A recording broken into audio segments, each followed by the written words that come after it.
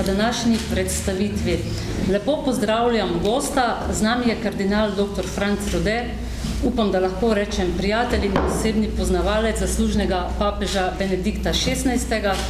Ter dr. Anton Štrukelj, prav tako velik poznavalec dela in misli Benedikta XVI. In tudi prevajalec te knjige.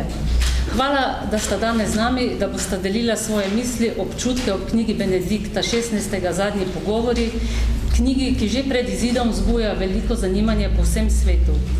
Pri založbi Družina smo doslej izdali 13 knjig Josefa Ratzingerja oziroma pozneje papeža Benedikta XVI. Slovensko izdajo, ki jo predstavljamo danes, jo predstavljamo istočasno z originalom, ki je izšel pri nemški založbi Dromel Verlag v Münchnu.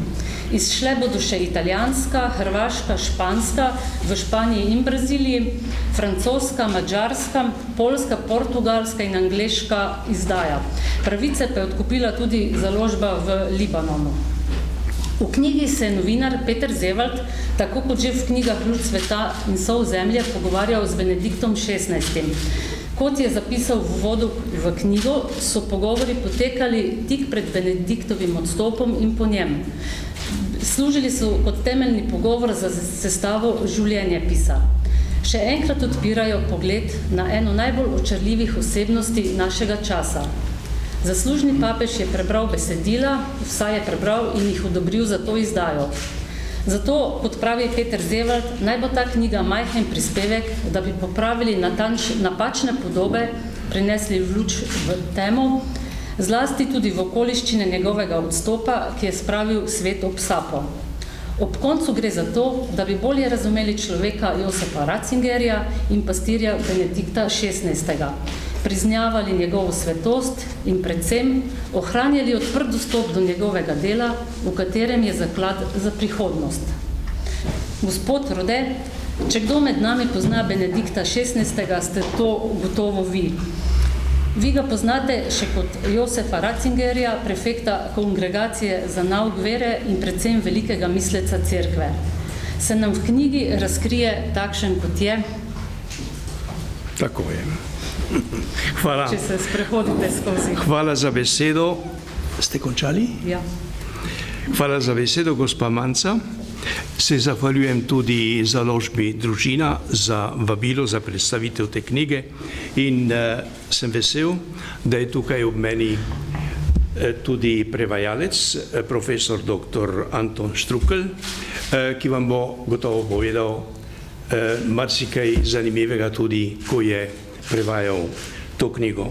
Torej, da gremo k stvari.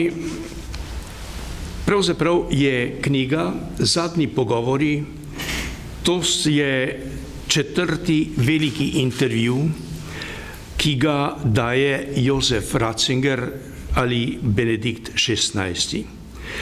Prvi je bil poročilo o veri, Rapporto sulla fede, ki je bil z Vittorijem Messorijem, znanim italijanskim časnikarjem, potem drugo Sol zemlje in Luč sveta, oba s Petrom Sevaldom. Oboje imamo, meni se zdi, ali tudi prvo, imamo vse v slovenščini po zaslugi doktorja Štrukla. Zdaj, značilnost Ratzingerjevih spisov, del. Predvsem je tukaj jasna misel, racionalnost, trdno prepričanje, globoka in utemeljena vera in hkrati tudi zelo lep, tekoč, preprost slog. Se spomnim, ko smo ga srečevali na raznih kongregacijah v Rimu, ko je bil še prefekt kongregacije za nauk vere. Ponavadi je sedel na prvem mestu, na pamet povedal v 10 minutah to, kar je imel povedati, in sicer na tak način, da bi tisto, ne da bi zamenjali eno besedo, lahko tudi objavili, natisnili. Absolutno dominira jezik in misel In ko je tisto povedal, je vstal in odšel. Očitno ga ni zanimalo, kaj smo drugi lahko še povedali. No, dojemali smo ga torej kot izredno bistrega človeka s temeljito izobrazbo, široko razgledanega in tudi nekoliko umetniškega, glasbeno nadarjenega, igra klavir, vemo. No, gledajte, predvsem pa je to Ratzinger kot misel, kot intelektualec, je predstavnik velike tradicije nemške šole. Nemška šola, klasična, humanistična, 8-letna gimnazija z latinščino, grščino, z francoščino, potem zelo solidna teološka fakulteta, vse to se pri Ratzingerju vedno pozna. To je tista zelo solidna izobrazba, ki so jo nemške šole v tistih časih, upam, da tudi danes, nudile študentom. No in angleški zgodovinar Peter Watson pravi tole: skupaj z Lessingom, Kantom in Beethovenom je Benedikt XVI. Zadnji predstavnik nemškega genija. To ni malo rečeno, velika pohvala. Osebno je pa ta človek neverjetno ponižen, skromen, ljubezniv, predvsem pa obziren. Njegov dolgoletni tajnik Josef Clemens, ki je v Vatikanu, je iskal besedo, kako bi ga definiral. Sem rekel, kakšen je ta človek? In ni našel italijanske besede, ki je sicer obstaja, je rekel cart, nežen. Se mi tudi rečemo cart, posebno na Štajerskem. No, ja, nekaj nežnega je v tem človeku, res izredno obziren in ponižen človek, mehek. In nikoli se ne sili v ospredje. Njegova družina v tej svoji knjigi največ pove o sebi in o svoji družini, več kot v vseh drugih prejšnjih intervjujih. To je tradicionalna bavarska katoliška družina, globoko verna. Duhovniški in redovniški poklici so skoraj v vsaki generaciji navzoči v tej družini. Recimo njegov stari stric Alois Ratzinger je bil poslanec še v času nemškega cesarstva pred Prvo svetovno vojno. Potem en stric in njegov je bil duhovnik, ena teta je bila redovnica, on sam in njegov brat tudi sta se odločila za duhovniški poklic. So pa to preprosti ljudje, oče je bil žandar in tako niso imeli pravzaprav zelo v poznih letih je oče uspel kupiti eno skromno hišo. Drugače so se pa selili iz kraja v kraj, kako je pač zahtevala služba žandarja ali orožnika, kot bi rekel doktor Štrukelj, koliko je ta služba zahtevala. Preprosti ljudje. No, recimo, mati je bila nesakonska iz južne Tirolske, Südtirol ali Alto Adige, kot pravijo Italijani, in preprosta gospodinja, verna, oče, kot pravim, orožnik, včasih so ga prosili, da bi kaj skuhal in je rekel, da edino, kar zna, je, da naredi šmoren. In jaz bi to prevedel kar šmoren, nemško je šmarn, jaz bi kar šmoren prevedel. Doktor doktor Štrukelj pa prevaja z praženec.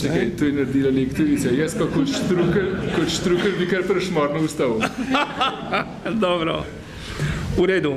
Zdaj, kot profesor, gledajte, pri 32 letih je ta mladi Ratzinger, moram reči, imel je zelo prijetno zunanjost.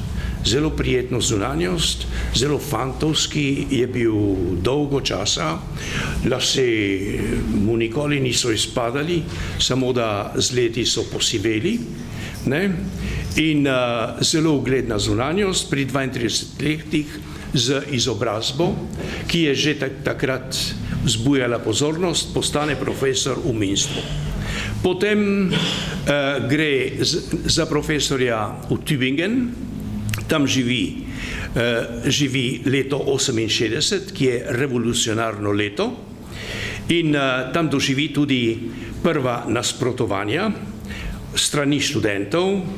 Takrat je bilo veliko teh, bi rekel, nemirov po francoskih, nemških univerzah in potem končno se preseli v Regensburg, ki so njegova zadnja profesorska leta. No in Ratzinger pravi tole, takrat se pojavijo prva nasprotovanja njemu in sicer med teologi. Johann Baptist Metz, potem tudi Hans Küng, ki ga še zdaj obrekuje. No in tudi Karl Rahner je bil kritičen do njega. Jaz se spomnim, da mi je rekel en župnik Fender iz Wallenbacha, ki je bil prijatelj ali poznanec teh ljudi, so rekli, ko je postal nadškof v Münchnu, bil je še razmeroma mlad, leta 77, so rekli tole, da so ti čevlji, škofovski čevlji, pač preveliki za tako majhnega človeka. Nekako so ga omalovaževali. On pa je izjavil, pravi, nekateri ljudje v Nemčiji so me že od nekdaj hoteli odstreliti. To pravi v tej svoji knjigi, to je en citat. No, potem postane nadškof v Münchnu, München-Freisingen, in za čuda v tej knjigi je pa tukaj pravzaprav zelo malo. Skoraj gre mimo tega obdobja, 4 leta je bil nadškof v Münchnu in tako ne moram soditi, pač pa kar so mi povedali drugi, nemški prijatelji, s katerimi sem se pogovarjal, iz duhovniki, škofje, da pač ni bilo najbolj uspešno tole njegovo škofovanje. Predvsem ni imel sreče pri izbiri sodelavcev. In dejansko je njegovo škofovanje, so se, bi rekel, naprtili veliki problemi, da se je lahko vprašal, kako bo šlo tole naprej. Iz te neprijetne situacije, ali iz te, lahko bi reči, slepe ulice, ga je rešil Janez Pavel, papež, ki ga pokliče v Rim. In tam je od leta 81-82 praktično do izvolitve za papeža, 25 let, je bil pravzaprav varuh katoliške pravovernosti in katoliške morale. No, tukaj kot prefekt si je zopet pridobil dosti nasprotnikov in zelo krivičnih. Recimo se ga je prijelo tale vzdevek pancer kardinal, to je en buldožer, to je en tako nežen buldožer, veste, da nikogar ni povozil, nikogar ni pohodil ta človek, izredno. Bil pa je seveda, glede nauka in glede morale, je bil pa vedno zelo načelen. In treba reči, tukaj se je srečal s tem, kar je on imenoval potem umazanija v katoliški cerkvi. Veste, vse nepravilnosti ali vsi večji ali manjši škandali, vse prihaja na kongregacijo za nauk vere, pritožbe in tako naprej. In jasno, da če si 25 let v taki službi, ko vsak dan dobivaš določena negativna poročila o stanju v tej ali oni deželi, v stanju klera in tako dalje, ali škofov, jasno, da te to nekako zaznamuje. In njega je to zaznamovalo. No, jaz bi rekel, da če se ne motim, je on tretji papež, torej tretji človek, ki je postal papež, ko je bil prej prefekt svetega oficija ali svete inkvizicije. Pij V. in Pavel IV. Oba sta bila zelo huda. No, zato, ker sta se pač srečevala s temi problemi znotraj cerkve. Ratzinger, kot pravim, nikakor ni zaslužil tega vzdevka pancer kardinal, je bil pa seveda načelen in on je pravzaprav začel pod Janezom Pavlom je začel boj proti pederastiji v katoliški cerkvi. Pri nas uporabljamo v glavnem besedo pedofilija, bolj pravilna beseda je pederastija. Pedofilija to pomeni prijateljstvo, filija prijateljstvo. Erastos to pomeni ljubimec ali kaj takega, ne? Dobro, bolj pravilno. On je začel in je tudi postrožil disciplino, je uvedel tako imenovana graviora delicta, se pravi posebno bi rekel hude napake, hude pregreške in je uvedel zelo strogo disciplino v cerkvi, ki jo sedaj tudi seveda papež Frančišek izvaja. No,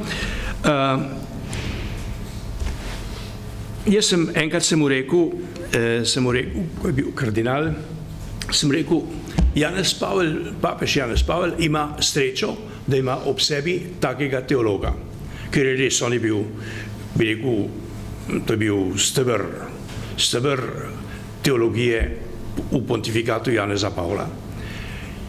No, on ni rekel, da to ne drži. Rekel pa je, ja, veste, ampak on je pa odličen filozof, Janez Pavel, kar je tudi res, odličen filozof. No,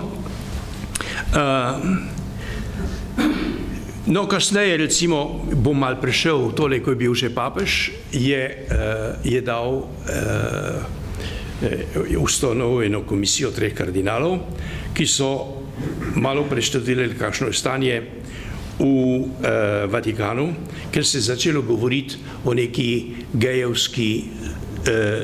o gejevskem lobiju v Vatikanu.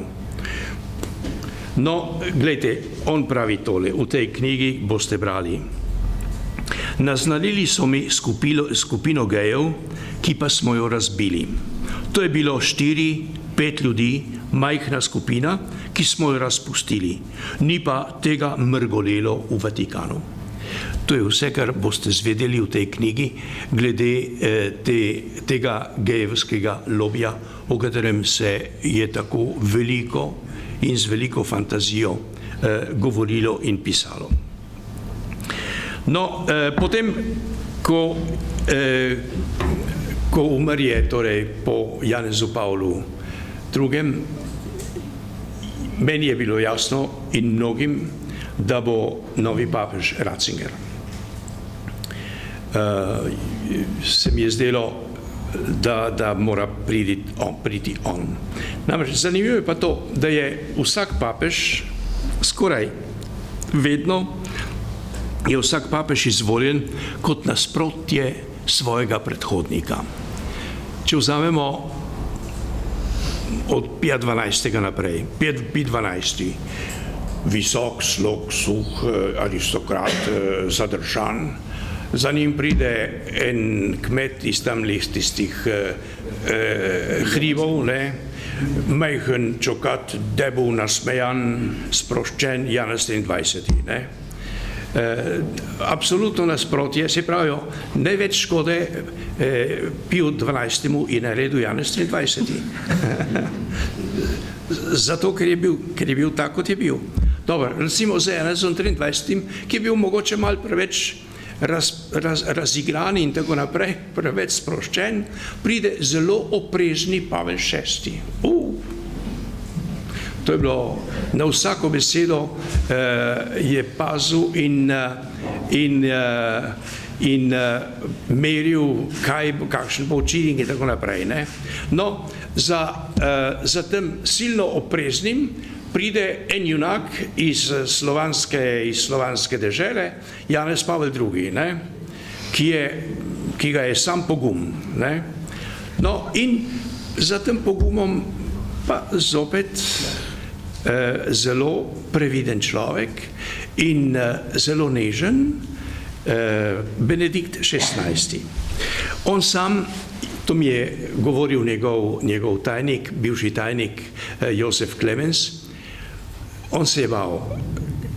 Kardinali so ga že nagovarjali, v tem konklavu jaz nisem bil navzoč, so ga nagovarjali, da bo seveda izvoljen, da naj sprejme, on se je branil. Še tisti večer, preden je šel v konklave, je na trgu Svetega Petra svojemu tajniku Klemensu rekel: veste, tudi če sem izvoljen, se mi vendar ostane na koncu možnost, da jaz izvolitev zavrnem. No, očitno so ga potem prepričali in, kot pravi v tej knjigi, je izvolitev za papeža sprejel, ker je taka Gospodova volja, ker je taka Gospodova izbira. Se pravi, v tej izvolitvi je videl izraz Božje volje in je sprejel papeštvo. In kot papež je zelo pogumno branil katoliški nauk in to pa zopet povzroča tudi nasprotovanje, kar je normalno. In malo ga parafraziram, pravi v tej knjigi, pravi tole: če bi papežu samo ploskali, bi se moral vprašati, kaj je z njim narobe. To lahko reče tudi vsak